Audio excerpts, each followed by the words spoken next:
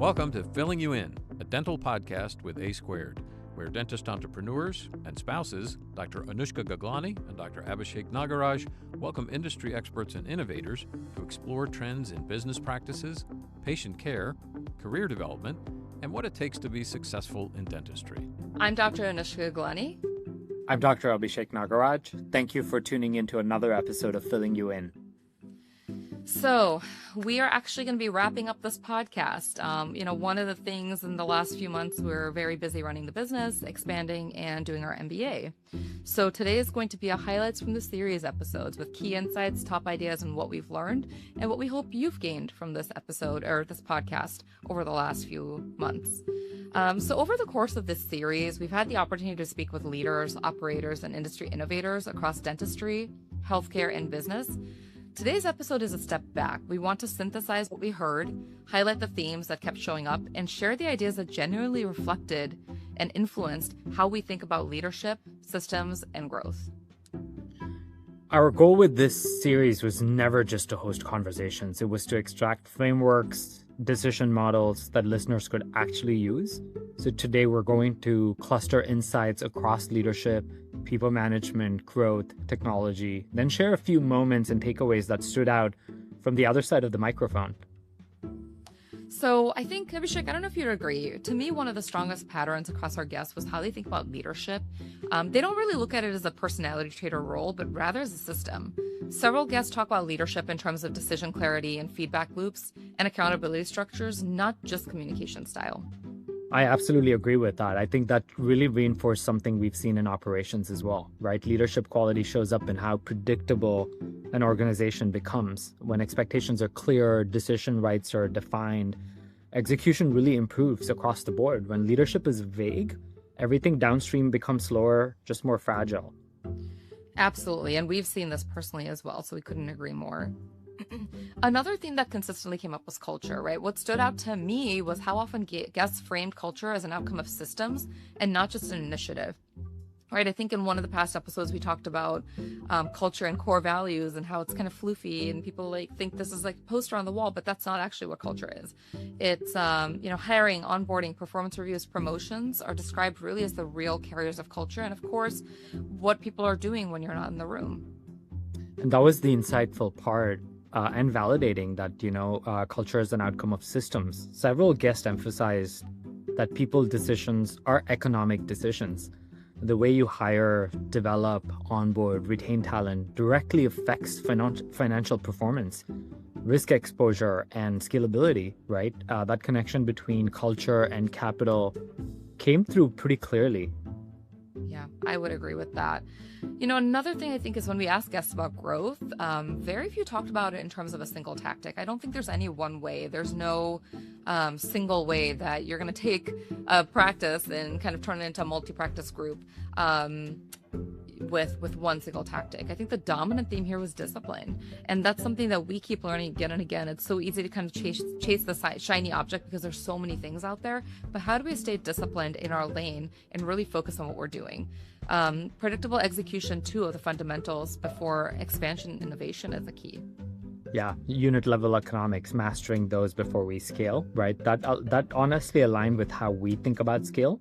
Sustainable growth usually comes from reducing variance in the system. The more consistent your scheduling, collections, revenue cycle that we talked about, leadership behavior and reporting are, the easier it is to grow without introducing a whole lot of instability. Yeah, I would definitely agree with that.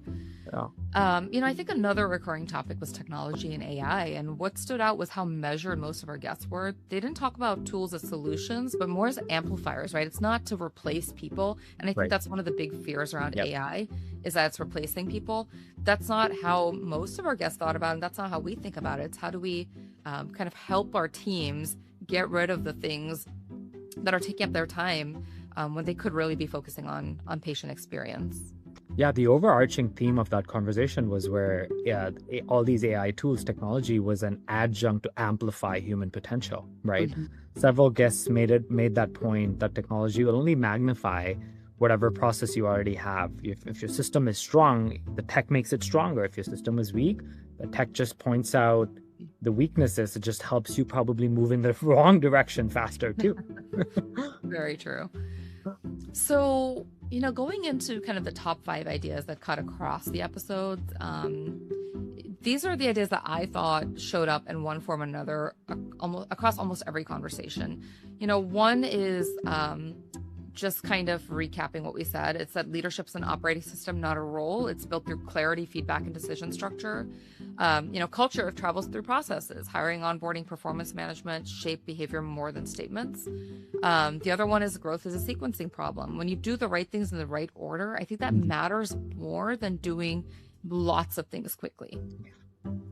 People systems drive financial outcomes, so retention is a big thing. We want to retain the right people, right? The A players, not necessarily the C players. You want to retain the people that fit the core values and really kind of care about the organization and what the organization stands for and find purpose in it. Development, right? People want to see what their growth path is. They don't want to necessarily, people aren't just looking for a job anymore. They're looking for a career.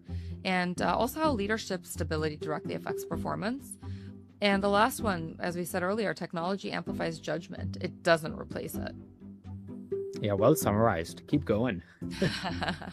So, insights that change how we think. I think one of the most meaningful shifts for me came from how guests talk about leadership capacity. Instead of asking, do we have enough leaders? They ask, do we have a system that consistently creates leaders, which reframes leadership as a pipeline, not a trait. And that's something I think we've really seen over time is we would rather promote from within as much as possible. How do we help the people that have been loyal to the organization, that understand the way we think and what we expect? How do we help them and uplift them within the organization? Yeah, my aha moment was certainly that question. It's not to ask, do you have enough leaders? Do we have a system that can consistently create more leaders, right? That was like a huge aha moment for me. Also, another one was, it's how our guests talked about risk, not just financial risk, but operational and compliance risk as part of the long-term value creation, right? Yeah. That reinforced the idea that sustainability isn't just about performance, it's about resilience, leadership at the practice level, trust, accountability, consistency. That was really huge for me. I like that you said the word resilience. I could talk all day about that, but we're not going to right now. Something else that stood out, I think, was how often high-performing leaders think in frameworks instead of tactics. They weren't really sharing playbooks as much as they were sharing how they evaluate the trade-offs. And that's a subtle but powerful difference, don't you think? Because tactics change. Decision frameworks scale, right? If you can teach your leadership team how to think, just not what to do, the organization becomes so much more adaptive at the end of the day. Yeah, and I'd said in a previous episode, I was so proud our operations leader came to a conclusion on something, just told us this is, we've been training her for the past few years, and she came to us and she'd made a decision on something and said, I'm just keeping you informed. And I was like, oh my goodness, this is my proudest moment because it's exactly what I would have done in that situation. That's how we know that our systems are working. That was beautiful. Yeah. So, not every memorable moment was strategic. There were several times when a guest went off script and shared something that was both candid and insightful. And I think those moments often ended up being the most valuable. Absolutely. I remember one conversation where a guest answered a technical question with a story about a leadership failure early in their career. It completely shifted the tone of that episode, right? It ended up being one of the most referenced parts afterward. Mm-hmm. Yeah, and I think that's one of the things when it comes to sharing journeys and sharing leadership lessons. I think generally industries, but I don't know if this is only the dental industry, but we talk a lot about the good stuff, all the glory, and as they call it, the real life instead of the real life. And one of the things we really wanted to get out of this podcast series was kind of the downfalls, the pitfalls, the difficulties, right? That it's not all unicorns and rainbows. There are struggles alongside. So I hope that everybody saw that part of it too. Agreed. From the host side, one of the biggest lessons for me was how important the question design is. Like a well-framed question can really turn experience into a framework instead of just an anecdote. Yeah, and I learned how much value there is in slowing down the conversation generally. And some of the best insights came when we paused and asked a guest to go maybe a layer deeper instead of just moving on to the next topic as a quick, check mark. Yeah, I remember there was a guest we had who kind of went deep into his childhood and how that kind of framed and shaped how he shows up as an executive coach. And I found that very fascinating. I would never have learned that about him. And it kind of gives you another level of appreciation for these guests and what they've been through to get to where they are. Absolutely. I think a lot of our guests were super real, to your point. So when we step back and look across all of the guests, there are a few patterns I think that emerged. High performers tend to invest heavily in clarity, clear roles, clear expectations, and clear metrics. Yeah, and they tend to be very deliberate about their trade-offs. They don't try to optimize everything all at once, right? They decide what matters most at any given stage of growth and then align the organization around that initiative. Yeah, correct.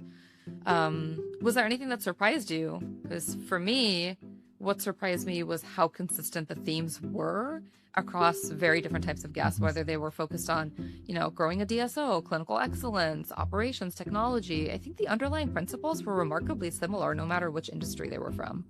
100%. I can get behind that. I think that consistency is probably the strongest signal. It suggests that strong leadership and strong systems follow the same patterns, regardless of industry or scale. Yeah. At the end of the day, I think for me, this series reinforced the idea that building a strong organization is less about having the right answers and more about asking the right questions at the right time in the right order and setting systems and processes, again, at the right time in the right order. Those are some words of wisdom. From my side, I think it reinforced that long-term performance is a function of discipline, and discipline in governance, in measurement, and in how you develop people to make decisions when you're not in the room. Yeah, I think we got a lot of nuggets from this. As we close out the series, our hope is that our listeners don't just take away any individual ideas, but kind of a way of thinking about leadership, about systems, and about how growth actually happens in a practice or in a group or really in any business. And I love that you said thinking, because when your thinking actually improves, your decisions improves, right? And over time, it's what shapes performance, culture, and long-term outcomes. It's been truly a pleasure. I've thoroughly enjoyed this with you, Anushka. Mike, thank you so much for all the support you've given us and the cues. You've been a great producer, and we appreciate all our guests, and we're grateful to this industry. This profession is incredible. I'm Dr. Abhishek Nagaraj. I'm Dr. Anushka Gaglani. Thank you for joining us on Filling You In. Thanks for watching this episode of Filling You In, where we uncover the insights, trends, and stories shaping the dental industry.